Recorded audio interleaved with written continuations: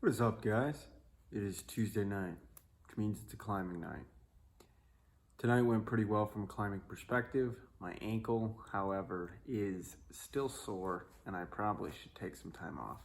I definitely have not been taking anything to reduce the inflammation as consistently as I should have, or should in general, not necessarily past tense.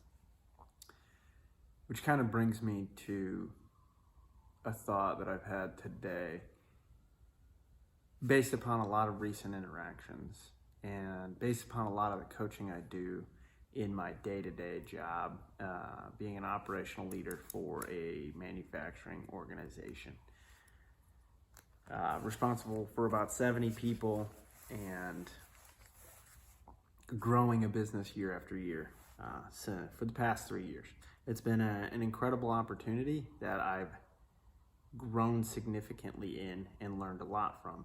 And one of the most significant things I've basically experienced in this opportunity is the significant interaction and impact of working with people every single day. And people come in every way. It takes one of every kind.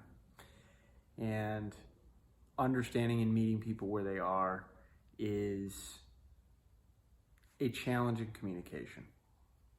And communication is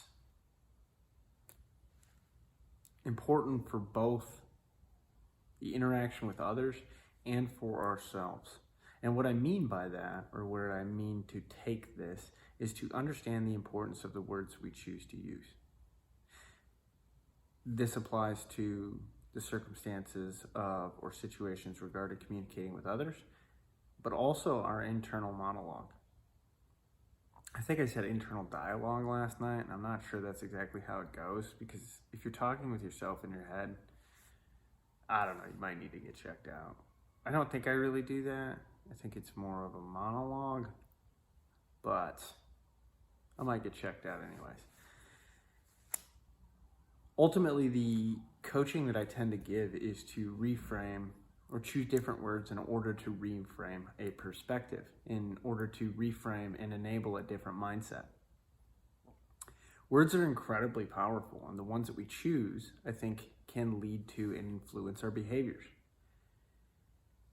I don't think I've read about this in really anywhere, but this is my own personal experience in the way that I interact with people and the way I've enabled this practice for myself, is to choose better words and choose better phrases. And while better is relative, what I mean to say by that is choose words that are empowering and choose phrases that are empowering instead of the ones that are limiting or that hold you back. One key word that I'd like to pick on is why. The question of why. I don't like why.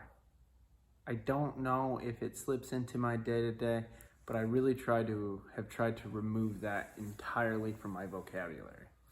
And here's the reason. I believe that why is a lazy word. It is a lazy question. It lacks specificity. It is too general. And it's not really going after the information that you seek. A powerful question, the right question, is incredibly powerful in providing the right information or provoking the right response and right information, in provoking a demonstration of what's known from the other person. And what I mean by that is, I think oftentimes we will use the question of why. In any situation, we could use why as ultimately, what was the reason this happened?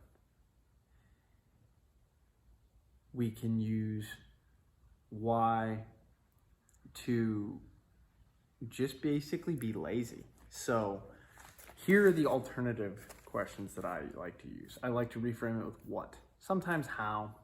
90% of the time it's what. So what reason? What is the reason behind this? Or what reason led to this? What led to this outcome? One of the perspectives that I have is asking questions, and why I think is not one of these necessarily. It ultimately touches on, I think that human beings are incredibly good at providing reasons. And if you ask why, typically the response is a type of reason. Reasons are incredibly subjective. It's not objective information that's terribly useful. It's a viewpoint. It is a perspective. It is an opinion. These aren't facts. And operating from a standpoint of opinions or subjective information is very dangerous. It is likely not to achieve the outcome that you desire, or the actions that you take won't be the right ones that are going to maximize your opportunity for success. Here's an example from a professional sense, just to frame in the difference in questions. And if you recall, when I talk about journaling, I talk about asking yourself questions. So this is, while it's specific to kind of my day-to-day and what I go through, I use this exercise when it comes to journaling. And I probably should have written down a couple examples for that, but I did not. But let us see. So in a production environment, in a manufacturing setting, one in which we're trying to be high performance, often we have a target, a daily production target, or a shift production target, right? Did we meet the target? That's a yes or no response. Yes or no. And then generally, why or why not? Most often, why not? If we did, we don't care as much. I like to take that question and reframe that, reword it as, what was the result? How did we perform against the target? This gives me information. It isn't a yes or no that then I have to dig into further. One, it's a little bit more efficient. And two, ultimately the information that I get should be a lot more useful and be a lot more informative in a sense.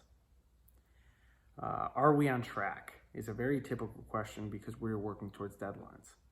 So what is the status and when is expected completion? That way I can get a full status report of what it is that we're discussing.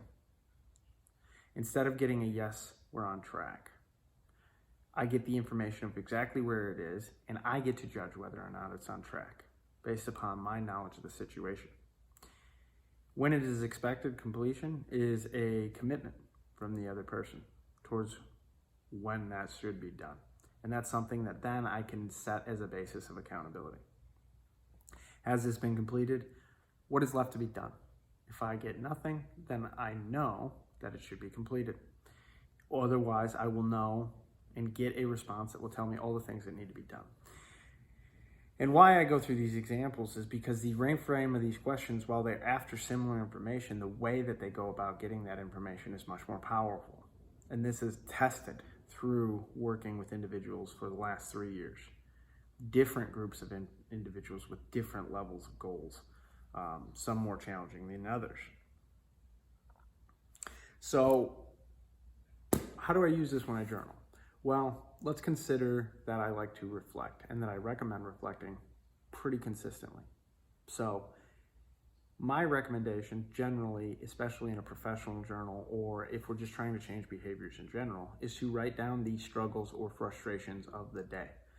Generally, I like to write down about 2 or 3 different scenarios that I found frustrating or were a struggle. Now, this has become much more challenging as time has gone on, because of the change that I've undergone in which I address the things that happen throughout the day or happen on a repetitive basis. Sometimes things are one-off, sometimes they're patterns. In either instance, generally the approach is to correct them in some way or take action against them. That was a learned behavior. So when I write down a situation was frustrating, I have to ask myself, what was frustrating about it? Well, this has happened every day for the past 2 weeks, or this happens every day, just in general. Okay.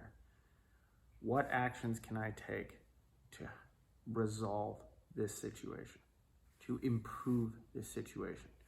These open-ended questions in which we have to come up with the solutions, in which you have to come up with the solutions, are a challenge. A challenge that when you start answering them, you might not feel like you're very good at it. You're not good at it yet.